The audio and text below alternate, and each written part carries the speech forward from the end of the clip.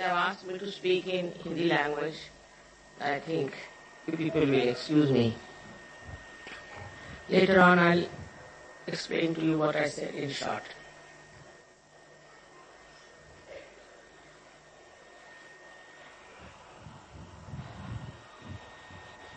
Today we are standing at a point which we can call as a dividing line between materialism and spirituality. I am going to speak on that subject in Hindi language. आज के दुनिया के अनेक प्रकार के संघर्ष हम लोगों के सामने हैं और उन संघर्षों को देखते हुए हम लोग ये सोचने लग जाते हैं कि क्या ये सृष्टि और ये मानव जाति पूर्णतया सर्वनाश हो जाएगी, ऐसा विचार होता है। और ये विचार आना बिल्कुल ही सहज है, क्योंकि हम चारों तरफ देख रहे हैं हर तरह की आपत्तियां आ रही हैं। आपके महाराष्ट्र में ही इतना बड़ा भूकंप हो गया, लोग उस भूकंप से भी काफी घबरा गए। पर 3 साल मैं लगातार पूना में पब्लिक मीटिंग में कहती रही कि गणेश जी के सामने जाके शराब पीते हैं और ये गंदा डांस करते हैं और बहुत बेहुदे तरीके से उनके सामने पेश आते हैं।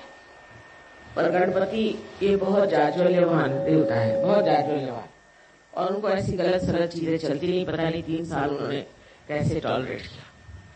और मैंने साफ कहा था कि ऐसा करोगे तो महाराष्ट्र में भूकंप आएगा, साफ भूकंप शब्द मैंने। लेकिन कोई सुनता थोड़ी है। वो डिस्को विस्को क्या गंदी चीजें हैं वो लेकर के वहां डांस करते हैं। शराब तो इतनी महाराष्ट्र में आ गई जिसकी कोई हद है। तो अब 2 तरह की जनता स्थापित हो रही मैं देख रही हूँ, एक शराबी कबाबी और बिल्कुल म्लेच्छ, और दूसरी एक शुद्ध पवित्र ऐसी सहज कम्युनिटी है।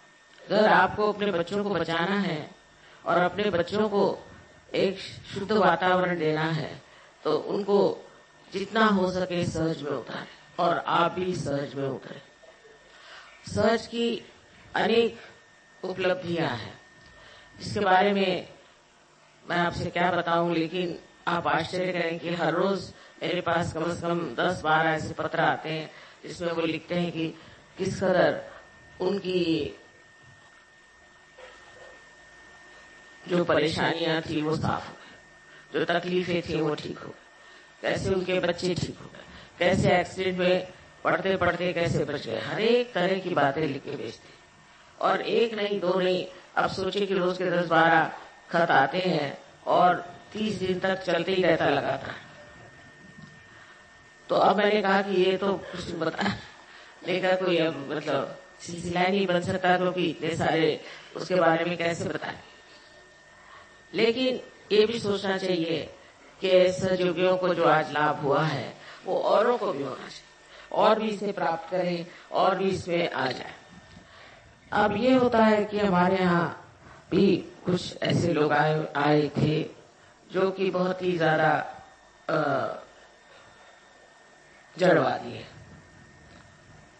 और उन्होंने बहुत सारी खराबियां लाई।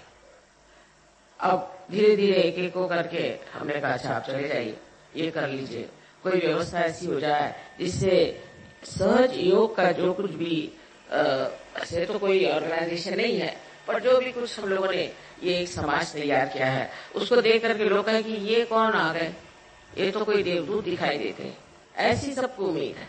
लेकिन अभी अगर आप अपनी जो पुरानी आदतें हैं उनको नहीं छोड़ेंगे और इस तरह से बर्ताव करेंगे जैसे कि आम दुनिया के लोग बर्ताव करते हैं, तो आप पे किसी को विश्वास नहीं होने वाला।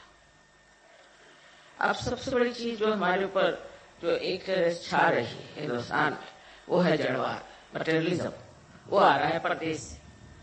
परदेश के लोगों को क्या मिला है जाके पूछिए, इतने बेवकूफ लोग हैं, महा बेवकूफ है वो। उनका वो पैसा जो कमाते उसको करते क्या। पहले जमाने में जब हम लोग यंग थे तो हमने देखा जिसके पास पैसा हो जाता था वो कोई न कोई सार्वजनिक कार्य में लग जाता, कोई ना कोई सार्वजनिक चीज करते हैं, चाहे मंदिर ही बना ले और चाहे यूनिवर्सिटी बना ले, चाहे कोई स्कूल बना ले, सार्वजनिक कार्य में हमेशा रहता है। तो आज का जो अपना यहाँ पूजन है, ये असल में लक्ष्मी का पूजन मानती हूँ कि लक्ष्मी का पूजन कैसे होना चाहिए। इस मामले में लोगों को पता नहीं कि जब हम लक्ष्मी को चाहते हैं तो उसके साथ साथ क्या चीजें चाहिए। इसलिए आज का पूजन लक्ष्मी पूजन है और इस फैक्ट्री में लक्ष्मी पूजन हुई, अच्छी बात है। सबसे तो पहले लक्ष्मी जी की आकृति के बारे में मैंने अनेक बार बताया और फिर मैं बताऊंगी कि लक्ष्मी में पहले सबसे पहली चीज ये है कि उसका जो रूप बनाया हुआ है वो ऐसा है कि जिससे बहुत सीखना। पहले तो ये कि जब लक्ष्मी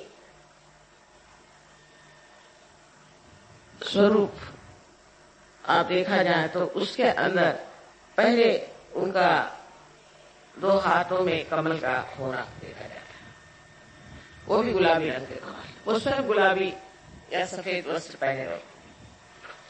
गुलाबी वस्त्र का मतलब है कि प्रेम और सफेद का मतलब है वैराग।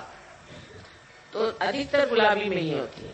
एक आध बार मैंने उनको देखा है एक फोटो में, एक चित्र में, कि उनको सफेद भी पहनाती है, पर अधिकतर गुलाबी वस्त्र पहने होती है। इसका मतलब ये है कि लक्ष्मी जी जो है ये प्यार है और जो इंसान प्यार करता है उसी को लक्ष्मी प्राप्त होनी चाहिए, और दूसरों के हाथ में जाएगी तो लक्ष्मी अलक्ष्मी हो जाती। तो उनके हाथ में जो कमल के फूल है वो भी गुलाबी है, और इस कमल के फूल की विशेषता ये है कि इसके अंदर वो काटने वाला भूंगा, जिसके अंदर की न जाने कितने कांटे होते हैं, वो भी अगर आ जाए तो उसका आतिथ्य करते हैं, उनके अपने यहाँ रखते हैं। और जब पंखुड़ियां बंद हो जाती है तो बहुत संभाल करके उसको बंद करते हैं जिससे तकलीफ न हो, और वो रात भर भूंगा वास होता है। तो पहली चीज ये है कि जिस तरह एक कमल का फूल अत्यंत सुंदर होता है,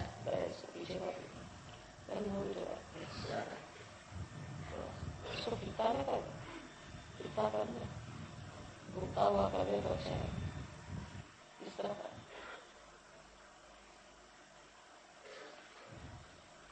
नहीं,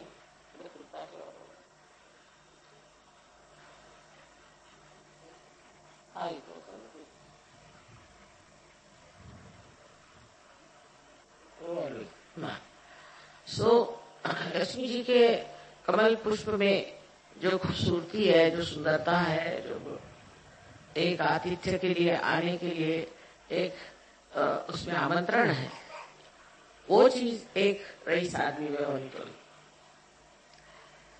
ये बात हमने राजेश शाह में देखी। मैंने कहा इतने सारे आए 400-500, और ये इसमें से कुछ लोग ज्यादा दिन रहना चाहते हैं तो तुम यहाँ क्यों रखोगे, वाशी में जो इतना खर्चा क्यों करोगे, 2-4 दिन और रहना चाहते। उसने कहा आप सब यहाँ व्यवस्था हो गई, रहने दीजिए, क्या हो गया, हम लोग बड़े खुश हो जाएंगे। अरे भाई तुम्हारा इतना पैसा खर्चा हो रहा है, कुछ उसको तो सोच।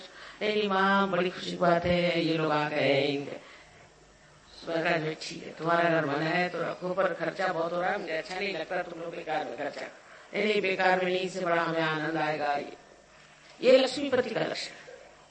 जो लक्ष्मीपति होता है उसके अंदर आनंद आना चाहिए कि 4 मेहमान हमारे घर आए, खाए पिए आराम से। ये तो लक्ष्मी का उपयोग है।